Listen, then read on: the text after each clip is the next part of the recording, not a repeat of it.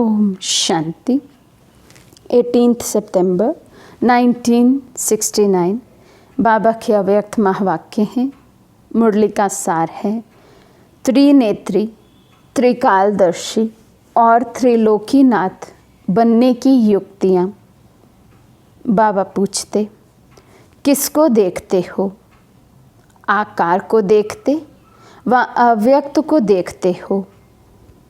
अगर अपनी व औरों की आकृति को ना देख अव्यक्त को देखेंगे तो आकर्षण मूर्त बनेंगे। हम आत्माएं आकर्षण मूर्त कब बनेंगे? जब बाबा कहते दूसरे की देह को ना देखकर उनके अव्यक्त स्वरूप को देखेंगे, तब हम आत्माएं भी आकर्षण मूर्त बनेंगी। अर्थात हमारी रूहानी वाइब्रेशन अन्य आत्माओं को बाबा की ओर आकर्षित करेगी। अगर आकृति को देखते तो आकर्षण मूर्त नहीं बनते हो। आकर्षण मूर्त बनना है तो आकृति को मत देखो। आकृति के अंदर जो आकर्षण रूप है उसको देखने से ही अपने से औरों को आकर्षण होगा। जितना आत्मिक दृष्टि होगी उतनी हमारी आत्मिक वृत्ति बनेगी। जितनी आत्मिक वृत्ति होगी वो वाइब्रेशन अन्य आत्माओं को भी आकर्षित करेगी। तो अब यही अव्यक्त सर्विस रही हुई है। स्थूल सर्विस बाबा कहते अब उसका तो पार्ट धीरे धीरे कम होता होता ख़त्म हो जाएगा, लेकिन अंत की सेवा यही अव्यक्त सर्विस है, अव्यक्त सेवा है, जो हम अपनी वाइब्रेशन से सेवा करें। और वाइब्रेशन से सेवा करने के लिए हमारी वाइब्रेशन बहुत स्ट्रांग होनी चाहिए। और वाइब्रेशन स्ट्रांग होगी जितना हम स्वयं सोल कॉन्शियस में रहते, अन्य आत्माओं को भी उनके सत्य स्वरूप में देखते हैं, उतनी हमारी वाइब्रेशन स्ट्रांग होती जाती और फिर ये रूहानी वाइब्रेशन सेवा के निमित्त बनती हैं। तो अब यही अव्यक्त सर्विस रही हुई है। व्यक्त में क्यों आ जाते हो? इसका कारण क्या है? बाबा कहते इतनी नॉलेज है हम बच्चों को कि हमें अव्यक्त स्थिति में रहना है। उस स्थिति में रहने से ही हम स्वयं भी शक्तिशाली बनते हैं, अन्य आत्माओं के कल्याण के निमित्त भी बन सकते हैं। इतना सब कुछ जानने के बाद भी बाबा कहते ये सब भूल क्यों जाते हैं? क्यों हम बार बार व्यक्त में आ जाते हैं? अव्यक्त बनना अच्छा भी लगता, फिर भी व्यक्त में क्यों आते हो? व्यक्त में आने से ही व्यर्थ संकल्प आते हैं और व्यर्थ कर्म होते हैं। देह भान में आने से ही बाबा कहते व्यर्थ संकल्प भी आते हैं और व्यर्थ कर्म भी होते हैं। तो व्यक्त से अव्यक्त बनने में मुश्किल क्यों लगती है? व्यक्त में जल्दी आ जाते हैं, अव्यक्त में मुश्किल से टिकते हैं। इसका कारण क्या है? बच्चों ने कहा भूल जाते हैं, तो बाबा कहते भूलते भी क्यों हो? देह अभिमान क्यों आ जाता है? मालूम भी है, जानते भी हो, अनुभव भी किया है कि व्यक्त में और अव्यक्त में अंतर क्या है, नुकसान और फ़ायदा क्या है, ये भी सब मालूम है। जब तुम याद में बैठते हो तो देह अभिमान से देही अभिमानी में कैसे स्थित होते हो? क्या करते हो? बात तो बड़ी सहज है, तो आप सब ने बताया वो भी पुरुषार्थ का ही है। लेकिन जानते और मानते हुए भी देह अभिमान में आने का कारण यही है कि देह का आकर्षण रहता है। बार बार आत्मा को भूलकर देह भान में आ जाना, देह अभिमान में आ जाना, बाबा कहते उसका एकमात्र कारण क्या है कि अभी तक हम आत्माओं का देह के प्रति आकर्षण खत्म नहीं हुआ है। इस आकर्षण से दूर हटने के लिए कोशिश करनी है। जैसे कोई खींचने वाली चीज़ होती है तो उसके खिंचाव से दूर रखने के लिए क्या किया जाता है? चुंबक होता है तो ना चाहते हुए भी उस तरफ खींच आते हैं। अगर आपको उस आकर्षण से किसी को दूर करना है तो क्या करेंगे? कोई चीज़ ना चाहते हुए भी उसे खींचती है तो आपको उस चीज़ से दूर उसे करना है तो क्या करेंगे? बाबा कितना अलग अलग रीति से एक ही प्रश्न बार बार पूछ रहे हैं कि कोई चीज़ किसी चीज़ को आकर्षण करती है, लेकिन हम नहीं चाहते कि वो चीज़ दूसरी चीज़ के प्रति आकर्षित हो, तो उन्हें दूर रखने के लिए बाबा कहते क्या युक्ति अपनाते हैं, क्या करते हैं? या तो उसे दूर ले जाएंगे या तो बीच में ऐसी चीज़ रखेंगे जो वो आकर्षण ना कर सके। ये दो तरह से होता है, या तो दूर कर देना है या दोनों के बीच में ऐसी चीज़ डाल देंगे जो वो दूर हो जाए। इसी प्रकार इस देह अभिमान या ये व्यक्त भाव जो है, ये भी चुंबक के मुआफिक है। ना चाहते हुए भी फिर उसमें आ जाते हैं। बीच में फिर क्या रखेंगे? बाबा कहते हैं यही युक्ति है ना, या तो उस चीज़ को ही दूर कर दो या फिर इन दोनों चीज़ के बीच तीसरी एक ऐसी चीज़ रख दो जो फिर आकर्षण खत्म हो जाए। तो बाबा कहते ये देह अभिमान भी आप सब बच्चे खत्म तो करना चाहते हैं, व्यक्त भाव में आना नहीं चाहते हैं, अव्यक्त में ही रहना चाहते हैं। चाहना तो सभी बच्चों की यही है, लेकिन फिर ये होगा कैसे? तो बीच में क्या रखना पड़ेगा? स्वयं को जानने के लिए क्या आवश्यक है जिससे स्वयं को और सर्वशक्तिमान बाप को पूर्ण रीति जान सकते हो? एक ही शब्द है, स्वयं को और सर्वशक्तिमान बाप को पूर्ण रीति जानने के लिए संयम चाहिए। ये एक शब्द की धारणा, संयम। बाबा कहते यही चाहिए जो हमें स्वयं की भी पहचान हो जाए पूर्ण रीति से और बाबा की भी पूर्ण पहचान हो जाए। ऐसी पहचान जो फिर हम बाबा को भूल ना सके। ऐसा आकर्षण बाबा के प्रति मेरा हो जाए कि इस नश्वर दुनिया की कोई भी नश्वर वस्तु, व्यक्ति, वैभव मुझे अपनी ओर आकर्षित ही ना कर सके। तो बाबा कहते जब संयम को भूलते हो तब स्वयं को भी भूलते और सर्वशक्तिमान को भी भूलते हैं। अलबेलेपन का संस्कार भी क्यों आता है? कोई ना कोई संयम को भूलते हैं। अलबेलापन भी क्यों आया? किसी न किसी बात का संयम वो हम भूल गए, कंट्रोल भूल गए। तो संयम जो है वे स्वयं को और सर्वशक्तिमान बाप को समीप लाता है। अगर संयम में कमी है तो स्वयं और सर्वशक्तिमान से मिलन में कमी है।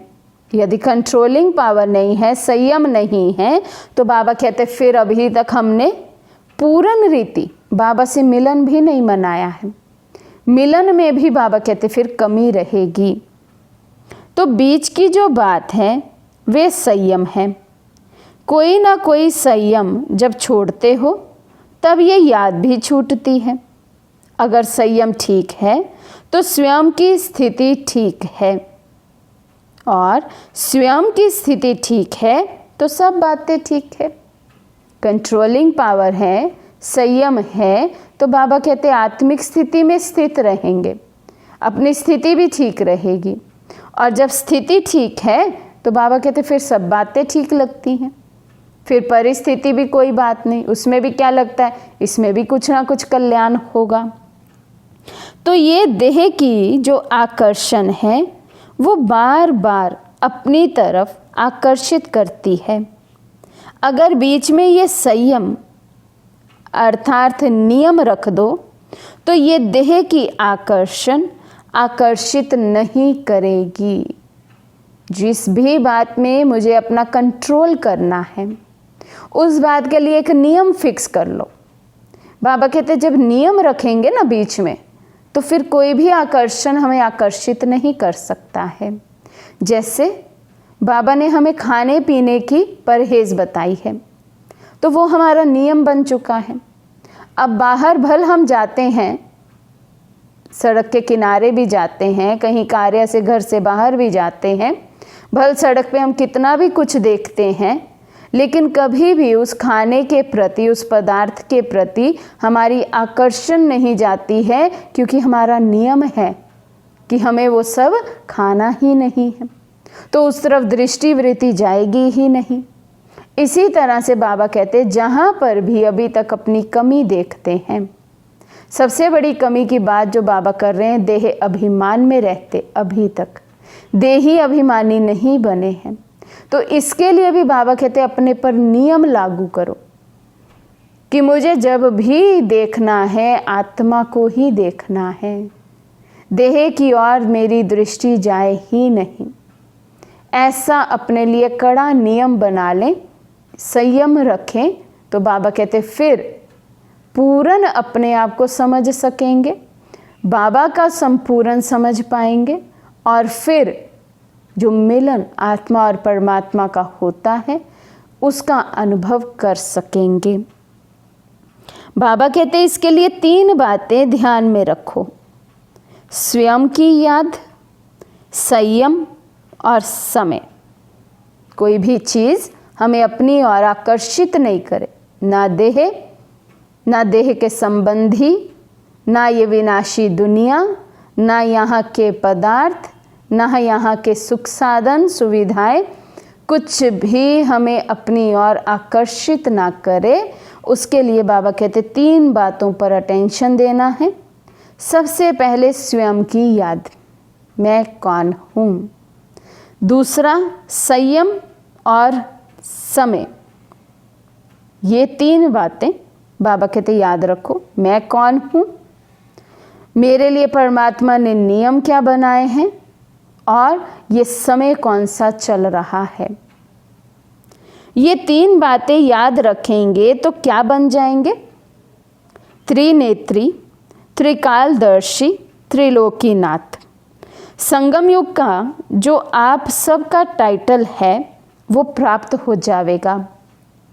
स्वयं को जानने से सर्वशक्तिमान बीच में आ ही जाता है।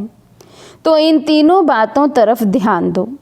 कोई भी चित्र को देखते हो, चित्र अर्थात शरीर, तो कोई भी शरीर को देखते, चित्र को देखते, तो चित्र को ना देखो, लेकिन चित्र के अंदर जो चेतन है उसको देखो। बाबा कहते क्या नियम बना लो अपने लिए, कोई भी देहधारी को देखते हुए उसकी देह को ना देख, मस्तक के बीच चमकती मणि को देखना है। और उस चित्र के जो चरित्र हैं उन चरित्रों को देखो। चेतन और चरित्र को देखेंगे तो चरित्र तरफ ध्यान जाने से चित्र अर्थात देह के भान से दूर हो जाएंगे। एक एक में कोई ना कोई चरित्र ज़रूर है, कोई ना कोई गुण, कोई ना कोई विशेषता हर आत्मा में बाबा कहते ज़रूर है। कुछ ना कुछ यूनिकनेस हर एक में है। उस यूनिकनेस को देखो या फिर उस आत्मा को देखो, आत्मिक रूप में देखो, तब बाबा कहते आकर्षण देह के प्रति खत्म होगी। क्योंकि ब्राह्मण कुलभूषण ही चरित्रवान है। सिर्फ एक बाप का ही चरित्र नहीं है, लेकिन बाप के साथ जो भी मददगार हैं उनकी भी हर एक की चलन चरित्र है। तो चित्र को देखो और चेतन व विचित्र को। तो ये कहें विचित्र और चरित्र, अगर ये 2 बातें देखो तो देह की आकर्षण जो ना चाहते हुए भी खींच लेती है वो दूर हो जाएगी। वर्तमान समय यही मुख्य पुरुषार्थ होना चाहिए। समय अनुसार बाबा पुरुषार्थ की युक्ति बता रहे हैं, विधि बता रहे हैं। देह को ना देख, चैतन्य आत्मा को देखो, उसके गुणों को देखो, विशेषताओं को देखो और उसे धारण करो। तो बाबा कहते देह के प्रति आकर्षण खत्म हो जाएगा और स्थिति देही अभिमानी हो जाएगी। वर्तमान समय अनुसार इसी पुरुषार्थ की आवश्यकता है। जबकि आप लोग कहते ही हो कि हम बदल चुके हैं, तो फिर ये सब बातें ही बदल जानी चाहिए। फिर पुराने संस्कार और ये पुरानी बातें क्यों? अपने को बदलने के लिए पहले ये जो भाव है, उस भाव को बदलने से सब बातें बदल जाएंगी। आसक्ति में आ जाते हैं ना, तो आसक्ति के बजाय अगर अपने को शक्ति समझो तो आसक्ति समाप्त हो जाएगी। शक्ति ना समझने से अनेक प्रकार की आसक्तियाँ आती हैं। कोई भी आसक्ति, चाहे देह की, चाहे तो देह के पदार्थों की, कोई भी आसक्ति उत्पन्न हो तो उस समय यही याद रखो कि मैं शक्ति हूँ। बाबा कहते स्मृति बदल दो, स्मृति से स्थिति होगी। सदा स्मृति रखो, मैं कौन हूँ, मैं शक्ति हूँ। तो बाबा कहते फिर कोई भी आसक्ति अपनी ओर आकर्षित नहीं करेगी, कोई भी इच्छा अपनी ओर आकर्षित नहीं करेगी। शक्ति में फिर आसक्ति कहाँ? आसक्ति के कारण उस स्थिति में आ नहीं सकते, तो आसक्ति को खत्म कर दो। इसके लिए यही सोचो कि मैं शक्ति हूँ। माताओं को विशेष कौन सा विघ्न आता है? मोह का। मोह किस कारण आता है? मोह मेरा से होता है। जहाँ मेरा आया ना, बाबा कहते वहाँ माताओं का मोह जागृत हो जाता है। लेकिन आप सबका वायदा क्या है? सबने बाबा से क्या वायदा किया है? शुरू में आप सब जब आए तो आपका वायदा क्या था? मैं भी तेरी तो सब कुछ तेरा।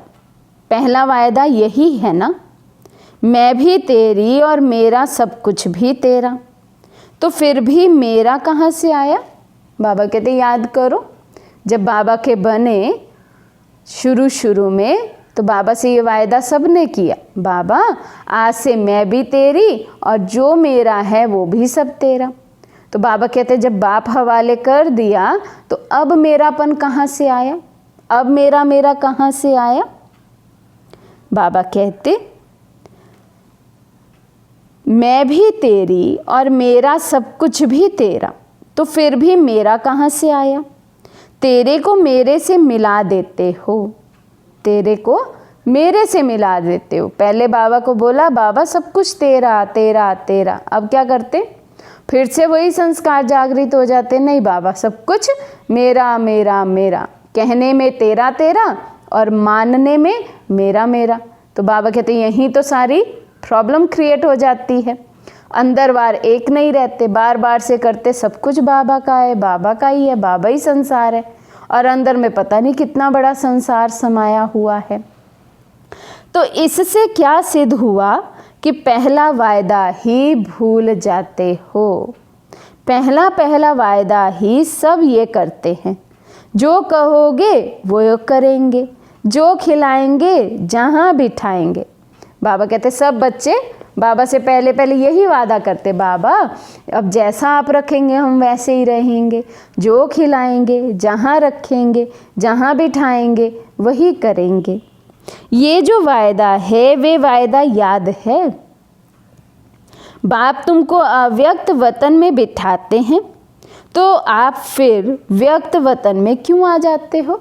बाबा कहते वायदा किया था ना बाबा, जहाँ आप बिठाएंगे वहीं बैठेंगे।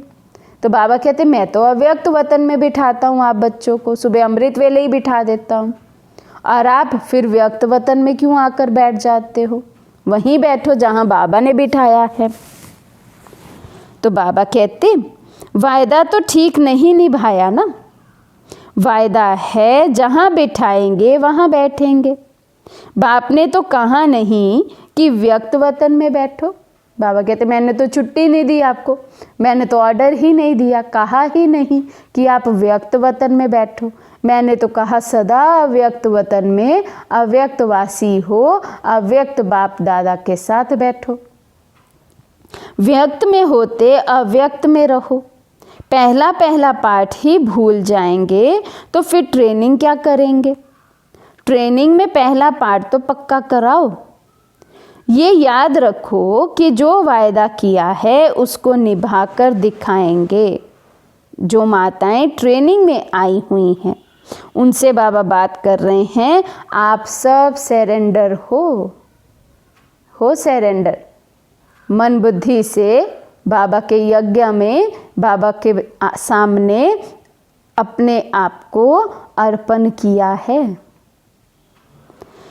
जब सरेंडर हो चुके हो तो फिर मोह कहाँ से आया? जब कोई जलकर खत्म हो जाता है तो फिर उससे कुछ रहता है?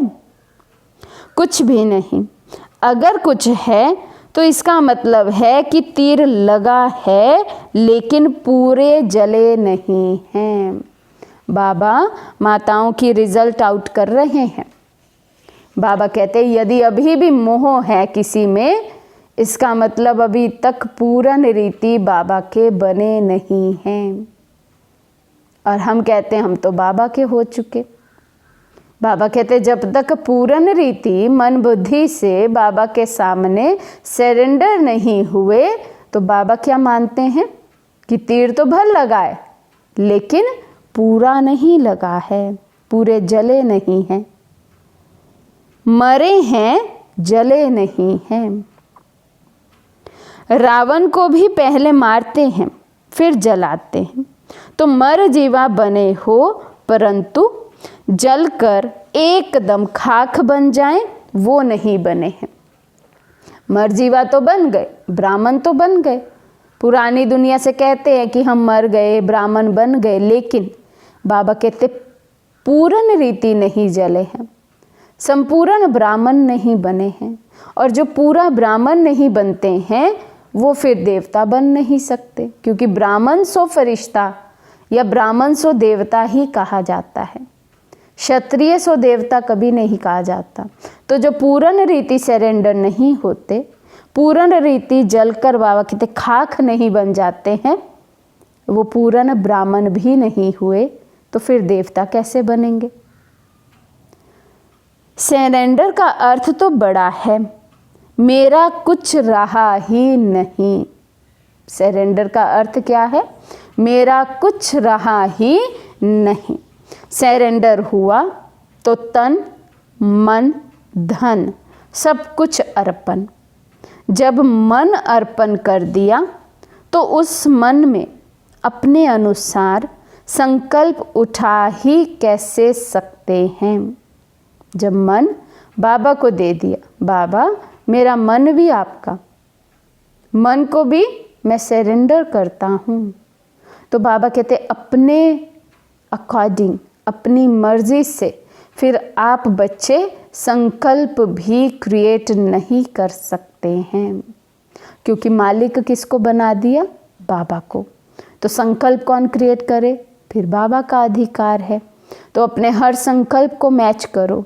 क्या मेरा हर संकल्प बाप समान संकल्प है?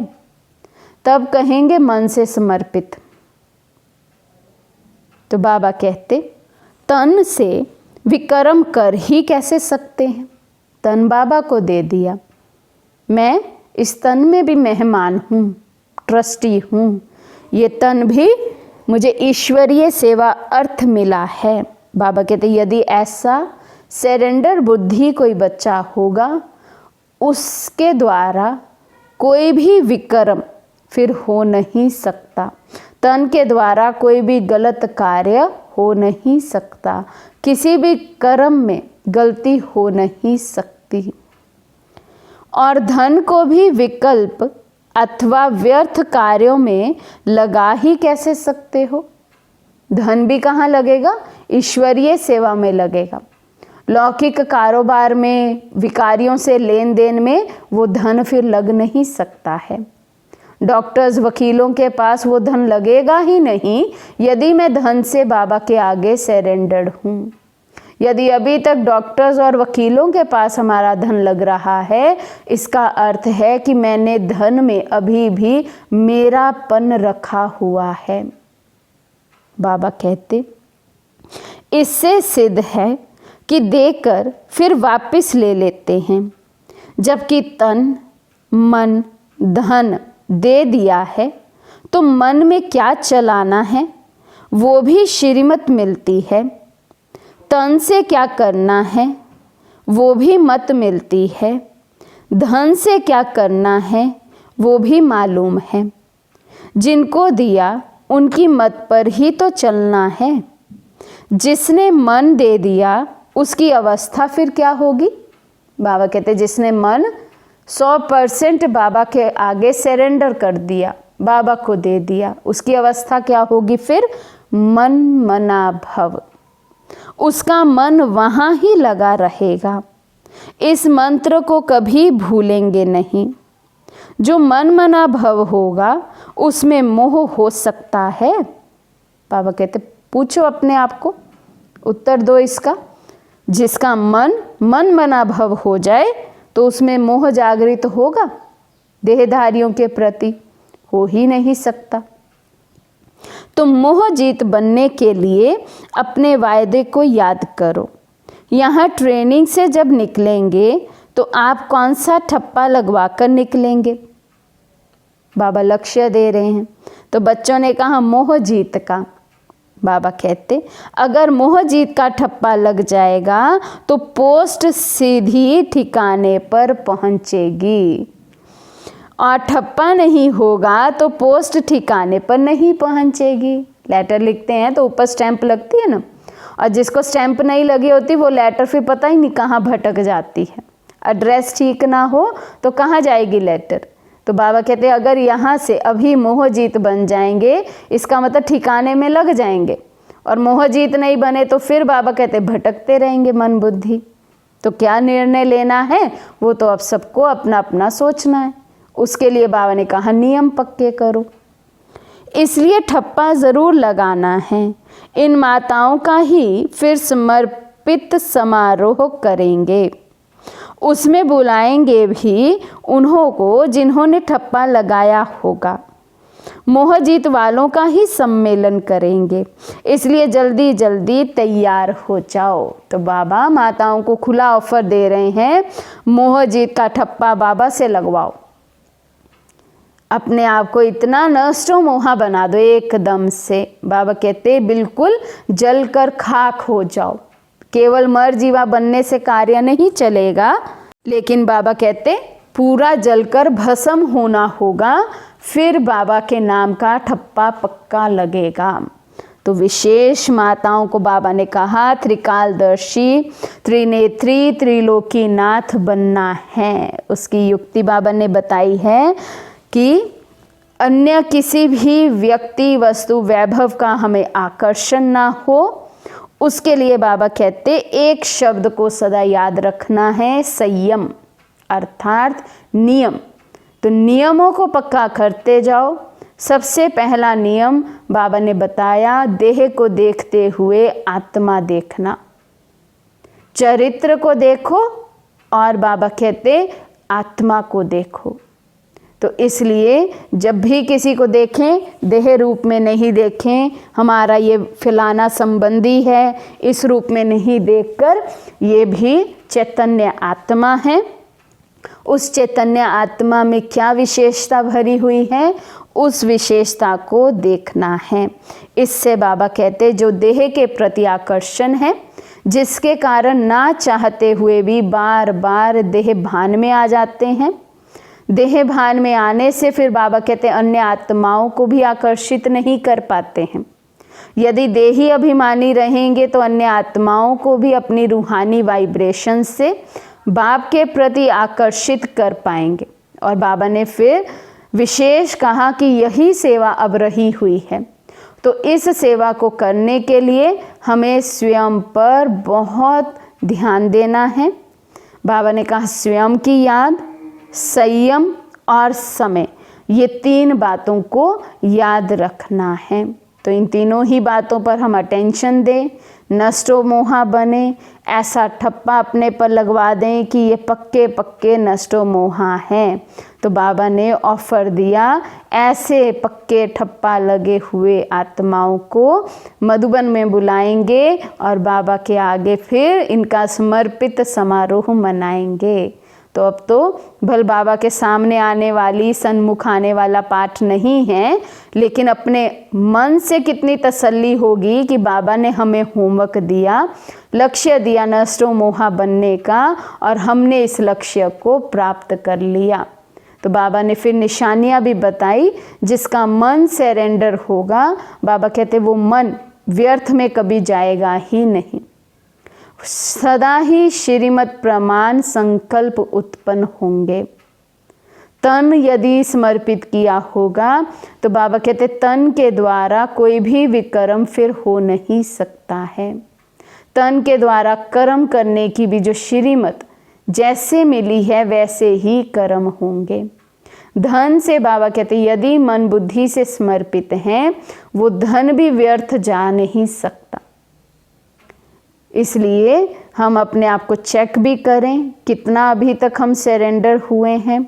जो मार्जिन रही हुई है उसको जल्दी से जल्दी रिकवर भी करते रहें, तब हम त्रिनेत्री, त्रिकालदर्शी और त्रिलोकीनाथ बन अन्य आत्माओं को बाबा के प्रति आकर्षित कर आत्माओं का मिलन परमात्मा से कराने के निमित्त बन सकते हैं।